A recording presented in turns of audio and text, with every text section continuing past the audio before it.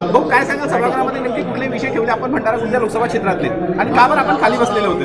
ही जिल्हा नियोजन समितीची मीटिंग होती आणि या मीटिंगमध्ये जिल्ह्यासाठी निर्णायक असे डेव्हलपमेंटसाठी जे निर्णय असतात ते घेतले जातात. आम्ही सुचवलेल्या कामाला निधी अजूनपर्यंत 2 वर्षापासून दिलेला नव्हता. त्याकरता फक्त पालकमंत्री साहेबाचा मंत्री महोदयांचा शब्द पाहिजे होता आणि त्यांनी शब्द दिला की यावेळेस आम्ही सुचवलेल्या म्हणजे विरोधी पक्षाच्या खासदारांनी सुचवलेल्या कामाला ते मान्यता देतील असा त्यांनी शब्द दिला. कुठले असे कामं होते त्या ठिकाणी? सगळेच डेव्हलपमेंटचे कामं, भंडारा जिल्ह्यात गोंदिया जिल्ह्याच्या डेव्हलपमेंटचे सगळे खाली कामं. बसायचं नेमकं काय कारण होतं?